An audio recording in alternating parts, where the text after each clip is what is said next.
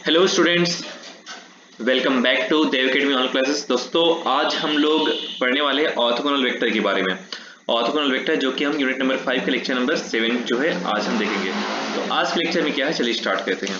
Orthogonal vector क्या होता है, लांबिक सदिश क्या होता है, उसको पहले देख लेते हैं। सबसे पहले इसका जो डेफिनेशन है उसको देख लेते हैं कि अल्फा बीटा। अब आप लोग ऑर्थोगोनल या लांबिक का मतलब समझते हो कि अगर कोई भी दो चीज एक दूसरे में लंब होती है तो वही उसका लांबिक का कंडीशन होता है। मतलब कि जैसे एक वेक्टर हो गया और ये दूसरा वेक्टर है, लंब का मतलब इन दोनों वेक्टर के बीच में, दोनों लाइन के बीच में 90 डिग्री का यहाँ पे एंगल बनना चाहिए। ठीक है, 90 डिग्री एंगल बनना चाहिए, तो ये क्या बन जाता है, लांबिक बन जाता है, लंब बन जाता है एक दूसरे के ऊपर। बस वही कंडीशन हम यहाँ पे अप्लाई करने वाले हैं।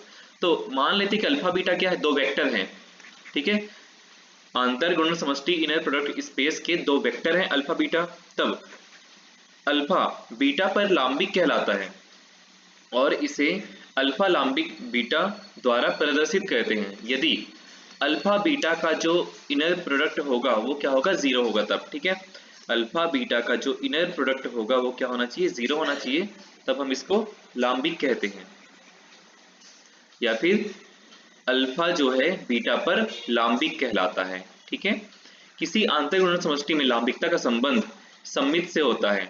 मतलब कि अल्फा लांबिक बीटा है, अल्फा अगर बीटा में लांबिक है, ठीक है, तो बीटा भी क्या होगा, अल्फा में लांबिक होगा। बस यही कंडीशन है कि लांबिकता, लांबिकता क्या हो गया, जो सदिश लांबिक है एक सदिश दूसरे में, तो वो लांबिकता का कंडीशन कहलाता है। तो यहाँ पे लांबिकता का संबंध जो है वो क्या है, सिमेट्रिक संबंध है। ठीक है, सिमेट्रिक जो रिलेशन उसको सेटिस्फाई करता है। तो अगर अल्फा लांबिक बीटा लेते हैं वो इंप्लाई करता है कि अल्फा बीटा का जो इनर प्रोडक्ट होगा वो जीरो होगा। अब इसमें कॉन्जुगेट लगा देते हैं दोनों साइड, जीरो का कॉन्जुगेट जीरो होता है और अल्फा बीटा का कॉन्जुगेट क्या होता है, बीटा अल्फा के इक्वल होता है इनर प्रोडक्ट स्पेस के प्रॉपर्टी नंबर 2 से।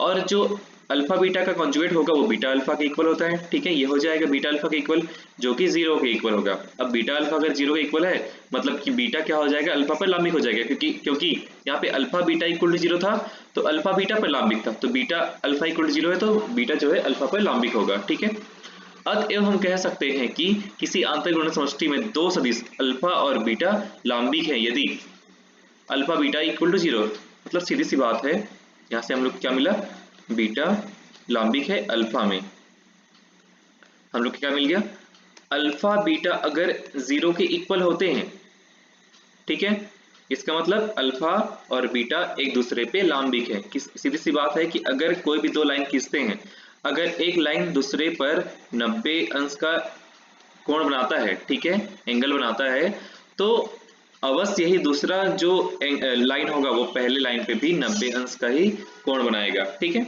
सिंपल सी बात है, तो वही चीज यहाँ पे लिखा हुआ है। देखिए इसके आगे टिप्पणी पहला यहाँ पे दिया हुआ है कि यदि अल्फा बीटा पर लांबिक है तब अल्फा का प्रत्येक अदिश गुणन, अदिश गुणन मतलब कोई भी नंबर को हम उस वेक्टर पे, अल्फा क्या है, वेक्टर है, तो इसी अल्फा पे वेक्टर पे हम कोई भी नंबर को मल्टीप्लिकेशन कहते हैं, नंबर का अदिश गुणन बीटा पर लांबिक है, तब भी वो लांबिक ही होगा बीटा पर। ठीक है, अल्फा बीटा लांबिक है, इसका मतलब क्या होगा, इसका इनर प्रोडक्ट क्या हो जाएगा, जीरो हो जाएगा। अब अल्फा में मान लेते हैं 5 मल्टीप्लाई कर दिए, 5 alpha beta is equal to zero हो गया। ठीक है, 5 अल्फा बीटा इक्वल टू क्या हो जाएगा, 5 कॉमन निकल जाएगा, अल्फा बीटा बच जाएगा, और अल्फा बीटा किसके इक्वल है, जीरो के इक्वल है, तो ये भी क्या होगा, जीरो होगा। मतलब अल्फा में कुछ भी अगर स्केलर मल्टीप्लिकेशन कहते हैं तो क्या हो जाएगा, वो तब भी जीरो के बराबर होगा अगर ये दोनों जीरो के बराबर हैं। तो मतलब अगर अल्फा बीटा एक दूसरे पर लांबिक है तो 5 अल्फा बीटा भी क्या होगा, एक दूसरे पर लांबिक होगा। ठीक है, मतलब उसमें हम स्केलर प्रोडक्ट कर सकते हैं। देखिए यहाँ पे मान लो ए कोई अदिश है, तब ए अल्फा बीटा जो होगा किसके इक्वल होगा, ए अल्फा बीटा के इक्वल होगा। अल्फा बीटा क्या है, लांबिक है एक दूसरे पर, तो अल्फा बीटा क्या हो जाएगा, जीरो हो जाएगा, तो a alpha a into zero is equal to zero हो जाएगा। अतः फलतः ए अल्फा बीटा पर लांबिक है। टिप्पणी दूसरा देखिए, शून्य सदिश के प्रत्येक सदिश का पर शून्य सदिश प्रत्येक सदिश पर लांबिक होता है। इसका मतलब क्या है, हम कोई भी शून्य सदिश लेते हैं उसको हर एक सदिश पर लंब मान के चलते हैं, क्योंकि हर बार किसी भी वेक्टर में अगर किसी वेक्टर का इनर प्रोडक्ट जीरो के साथ किया जाए तो वो हमेशा जीरो मिलता है, ये हम जानते हैं पहले भी। ठीक है, हमेशा जीरो मिलता है, इसीलिए यहाँ पे क्या, जैसे यहाँ से 0 कॉमन निकाल दिए, 0 कॉमन निकालेंगे तो पूरा का पूरा 0 हो जाएगा। इसलिए जो जीरो वेक्टर होगा शून्य सदिश अगर कहीं पे रहा, ठीक है, उसको किसी भी दूसरे वेक्टर के साथ अगर इनर प्रोडक्ट निकाला जाए तो हमेशा 0 मिलेगा। इसलिए शून्य सदिश जो होगा वो प्रत्येक सदिश पर लांबिक होता है, ठीक है। और शून्य सदिश ही ऐसा सदिश है जो स्वयं पर लांबिक होता है। और कोई सदिश जैसे कि अल्फा, अल्फा निकालेंगे कभी भी 0 के इक्वल नहीं आएगा, ठीक है। लेकिन 0 जो वेक्टर है शून्य सदिश जो है, उसको शून्य सदिश के साथ अगर इनर प्रोडक्ट निकाला जाए तो वो 0 ही मिलेगा, शून्य ही मिलेगा। इसलिए एकमात्र शून्य सदिश ही एक ऐसा सदिश है जो स्वयं पर लांबिक है, क्योंकि अल्फा अल्फा पर लांबिक है, अर्थात अल्फा अल्फा लंब है तो अल्फा अल्फा इक्वल टू 0 होता है, norm of alpha equal to 0 हो जाएगा। और नॉर्म ऑफ अल्फा जब 0 कब होता है, जब अल्फा 0 होता है, मतलब कि यहाँ पे अल्फा अल्फा एलिमेंट हो जाएगा, मतलब 0 0 एलिमेंट हो जाएंगे। 0 जो है 0 पर लंब होता है, ठीक है, एक दूसरे पर लांबिक होते हैं। मान लो सदिश अल्फा और बीटा लांबिक हैं तो अल्फा लांबिक beta, alpha beta equal to 0 हो गया, ठीक है। यदि सदिश अल्फा और बीटा के बीच का कोण थीटा है तो इस थीटा को निकालने का फॉर्मूला क्या होता है, cos theta is equal to alpha beta inner product of alpha beta upon norm of alpha norm of beta. अब यहाँ पे देख सकते हैं कि अल्फा बीटा क्या है, 0 है, तो 0 है, 0 upon norm of alpha norm of beta रखो चाहे कुछ भी रखो, न्यूमरेटर 0 है तो पूरा का पूरा 0 हो जाएगा। तो cos theta is equal to क्या मिल गया, 0 मिल गया। तो cos theta is equal to 0 कब मिलता है, cos में 90 डिग्री में, cos 90, तो थीटा इज इक्वल टू क्या हो जाएगा, 90 हो जाएगा, ठीक है, ये हो गया। अर्थात यदि दो सदिश लांबिक है, यदि उनके बीच का कोण 90 डिग्री है, अर्थात उनके बीच के कोण की ज्या क्या होगी, 0 होगी, ठीक है। ये कोण का कोज्या क्या होगा, 0 होगा, मतलब cos जो है 0 होगा और उनके बीच का कोण क्या हो जाएगा, थीटा जो होगा वो 90 डिग्री होगा, ठीक है।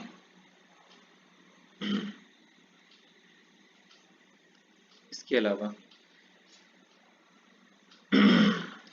यदि एक सदिश अल्फा सदिशों के किसी समुच्चय S पर लांबिक कहलाता है, यदि यह S के प्रत्येक सदिश पर लांबिक है, ठीक है।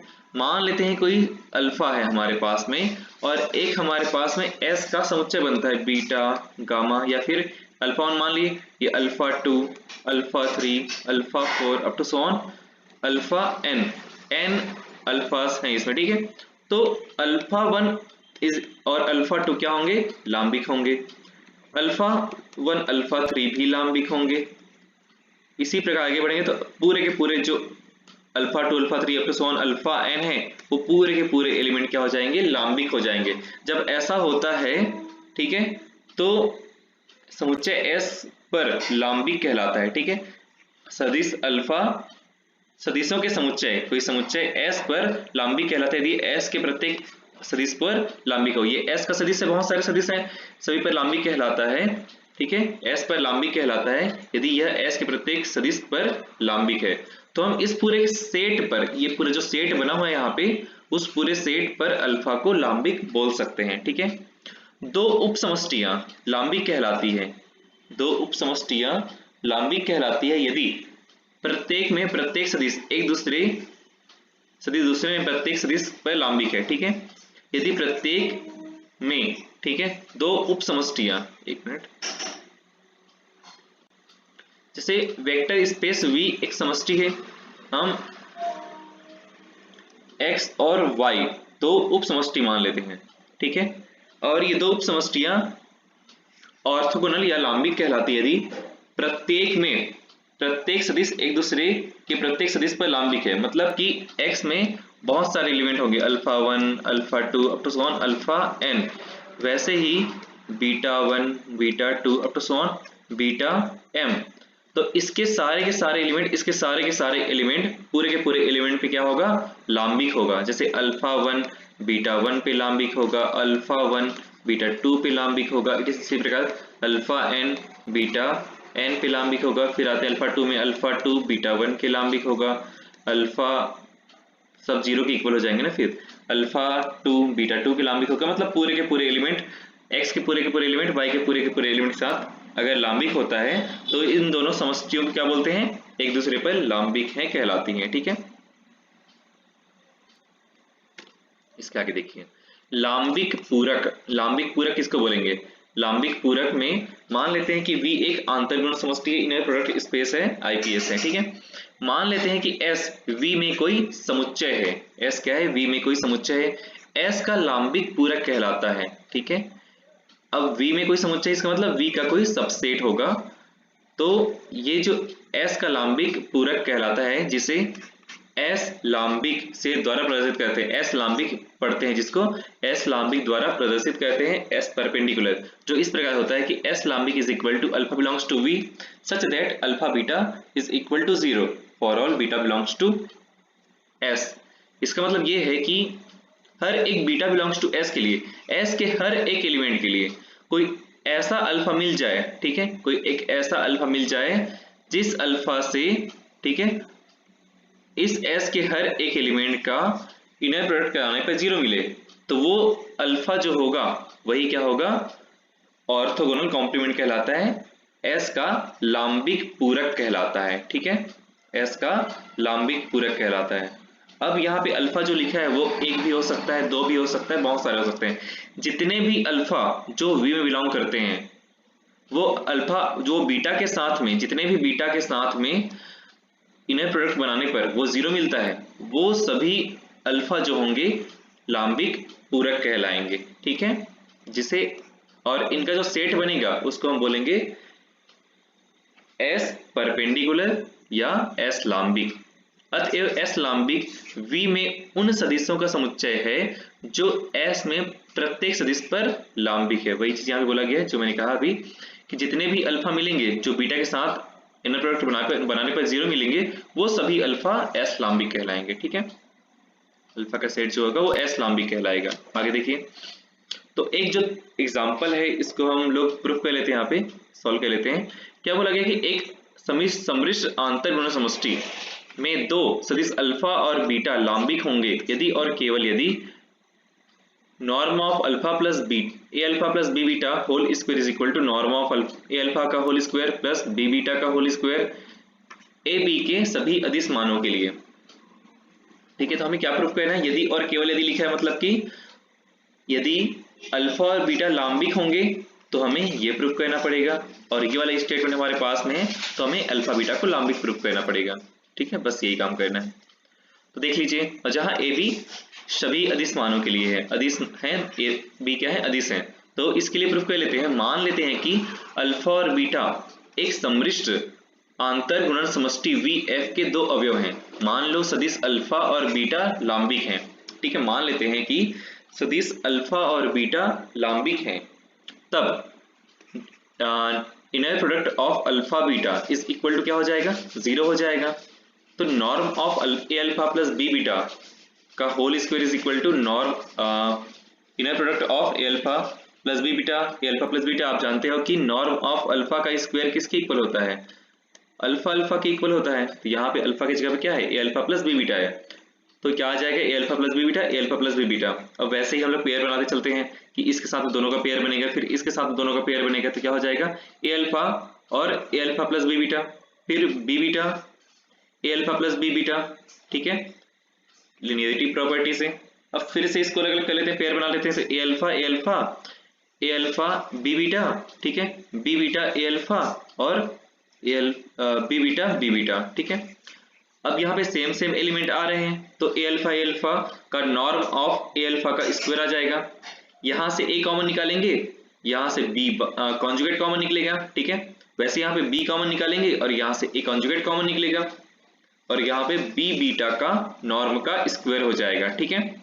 अब यहाँ पे ए अल्फा का नॉर्म का स्क्वायर, बी बीटा के नॉर्म का स्क्वायर, दोनों को एक साथ लिख लिए। यहाँ पे जो बचा वैल्यू उसको साइड कर दिए।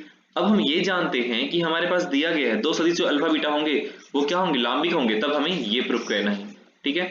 तो ये लांबिक है अल्फा बीटा लांबिक है। इसका मतलब क्या है? अल्फा बीटा लांबिक है तो अल्फा बीटा का इनर प्रोडक्ट निकालने पर क्या हो जाएगा? 0 के इक्वल हो जाएगा। तो ये भी 0 के इक्वल होगा और उसका कॉन्जुगेट भी 0 के इक्वल होगा, ठीक है। अल्फा बीटा अगर 0 के इक्वल है उसमें कॉन्जुगेट लगा दो तो वो भी क्या हो जाएगा? 0 के इक्वल हो जाएगा, ठीक है। 0 कॉन्जुगेट करने पे 0 ही होता है। तो ये जो दोनों टर्म है वो दोनों क्या हो जाएंगे? 0 हो जाएंगे। तो क्या बचेगा? नॉर्म ऑफ ए अल्फा का square, norm of a beta whole square, ठीक है। Norm of b beta whole square, और वो किसके इक्वल आ गया, norm of a alpha plus b beta का स्क्वायर, अर्थात norm of a alpha plus b beta whole square is equal to norm of a alpha square plus b beta square. ठीक है, हमने प्रूफ कर दिया। क्या लेके चले थे हम, अल्फा बीटा का इनर प्रोडक्ट जीरो होगा, इट मींस लाम्बिक होंगे, अल्फा बीटा लाम्बिक होंगे, तो हमें इससे हमें प्रूफ करना था ये जो स्टेटमेंट है। अब हमें इस स्टेटमेंट को लेकर के अल्फा बीटा को लाम्बिक प्रूफ करना है, ठीक है, ऑर्थोगोनल प्रूफ करना है। तो मान लेते हैं कि ए बी बिलोंग करते हैं एफ में, अल्फा बीटा बिलोंग करता है वी में। इसके लिए हमारे पास क्या दिया गया है, norm of a alpha plus b beta whole square is equal to norm of a alpha square plus norm of b beta square. ठीक है, ये दिया हुआ है। अब हम ये होल स्क्वायर लगा हुआ है और यहाँ पे स्क्वायर स्क्वायर पर्टिकुलर लगा हुआ है, हम इसमें होल स्क्वायर अप्लाई कर देते हैं। क्या हो जाएगा, होल स्क्वायर अप्लाई करेंगे तो a plus a square plus b square plus, अच्छा यहाँ पे होल स्क्वायर, इसको सॉल्व करते हैं तो कितना मिला था हमारे पास में, नॉर्म ऑफ ए अल्फा का square whole square, norm of b beta whole square, और a b conjugate alpha beta plus b a conjugate beta alpha beta conjugate आ जाएगा। तो यहाँ पे ये नहीं बोला गया है, ठीक है, कि अल्फा बीटा लाम्बिक होंगे, हमें अल्फा बीटा को लाम्बिक प्रूफ करना है। तो यहाँ पे डायरेक्टली हम इस वैल्यू को रख देंगे, अल्फा बीटा लाम्बिक होंगे, हमें प्रूफ करना है। तो यहाँ पे क्या आ जाएगा, देखिए नॉर्म ऑफ ए अल्फा का square norm of a alpha का स्क्वायर कट जाएगा, norm of b beta square norm of beta square cut जाएगा, क्या बचा, a b conjugate alpha beta plus b a conjugate alpha beta conjugate. यहाँ पे देखिए two real part of a b conjugate alpha beta कहाँ से आया, हम ये जानते हैं कि अगर a b conjugate alpha beta, ठीक है, ये दिया हुआ है, इसमें अगर कॉन्जुगेट लगाते हैं तो किसके इक्वल आ जाएगा, ठीक है, इसमें अगर कॉन्जुगेट लगाते हैं तो किसके इक्वल आ जाएगा, इसके इक्वल आ जाएगा। ठीक है, देखिए ये क्या हो जाएगा, सब में पर्टिकुलर हर एक में कॉन्जुगेट लगा दो, a conjugate b conjugate conjugate और अल्फा बीटा कॉन्जुगेट। ठीक है, तो ए कॉन्जुगेट आ जाएगा, b conjugate whole conjugate equal to क्या होता है, बी के इक्वल आ जाएगा, और अल्फा बीटा, ठीक है, आप जानते हैं ना, z bar whole bar conjugate या फिर तो किसके इक्वल होता है, जेड के इक्वल होता है। ये प्रॉपर्टी हमने फर्स्ट लेक्चर में ही पढ़ा था। तो यहाँ पे ये कॉन्जुगेट बचा हुआ है, ये किसके इक्वल है, इसके इक्वल है, मतलब ये जो वैल्यू है वो क्या है, a b conjugate alpha beta का कॉन्जुगेट है। ठीक है, ये जो वैल्यू है a b conjugate alpha beta का से वैल्यू है। तो ये यहाँ पे जो वैल्यू लिखा हुआ है वो किसके इक्वल है, ये जो लिखा है वो इसके इक्वल है। तो इसमें एक स्टेप और डाल सकते हैं, a b conjugate alpha beta plus ये जो है इसके इक्वल है, मतलब ये वाला जो वैल्यू होगा वो इसके इक्वल होगा। तो उसी वैल्यू को लिख लेते हैं, a b conjugate alpha beta whole conjugate is equal to 0। अब हम ये जानते हैं कि z प्लस जेड कॉन्जुगेट किसके इक्वल होता है, two real part of z के इक्वल होता है। ठीक है, ये z हो गया, ठीक है, यहाँ पे मान चलते ये z है और ये z का कॉन्जुगेट है। ठीक है, यहाँ पे पार नहीं लगा हुआ है, देखिए ए बी कॉन्जुगेट लिखा हुआ है, अल्फा बीटा लिखा हुआ है, सेम वैल्यू यहाँ पे भी लिखा हुआ है, a b conjugate alpha beta लिखा हुआ है। तो ये क्या हो गया, z हो गया, और ये क्या हो गया, z कॉन्जुगेट हो गया। तो किसके इक्वल होता है, two real part of z के इक्वल होता है। ठीक है, तो आप ये स्टेप जोड़ सकते हो, और उसी के बाद में यहाँ पे two real part of a b conjugate alpha beta आएगा। ठीक है, उससे पहले हम डायरेक्टली नहीं ला सकते, यहाँ पे डायरेक्ट ला दिया गया है, इसके बाद में ये चीज वो यहीं से आएगा। ठीक है, तो इसके बाद में ये आ गया two real part of a b conjugate alpha beta is equal to 0। अब real part of alpha beta, अब ये जो रियल पार्ट को हटा देंगे तो पूरा का पूरा अल्फा बीटा मिल जाएगा हमारे पास में, तो 2 डिवाइड में चलेगा, 0 हो गया। ठीक है, real part of a b conjugate alpha beta, तो जो भी वैल्यू मिलता है हम यहाँ से यहाँ तक पूरे वैल्यू को क्या करते हैं, इसके डिवाइड में ले जाते हैं। तो क्या बचेगा हमारे पास में, अल्फा बीटा कॉन्जुगेट होगा। ठीक है, अल्फा बीटा का जो इनर प्रोडक्ट होगा वो किसके इक्वल हो जाएगा, 0 के इक्वल हो जाएगा। ठीक है, अल्फा बीटा का जो इनर प्रोडक्ट होगा वो 0 के इक्वल होगा। ठीक है, तो यहाँ से हमारे पास में alpha beta inner product equal to 0 हो गया। जब ये 0 के इक्वल होगा तो अल्फा और बीटा क्या होंगे, लाम्बिक होंगे। ठीक है, तो स्टूडेंट्स आज के लेक्चर में बस इतना ही। अगर आपको वीडियो अच्छी लगी हो या फिर कोई डाउट हो तो आप कमेंट कर सकते हैं। अच्छी लगी हो तो लाइक जरूर कीजिएगा। मिलते हैं नेक्स्ट वीडियो पे, तब तक थैंक यू सो मच। जय हिंद।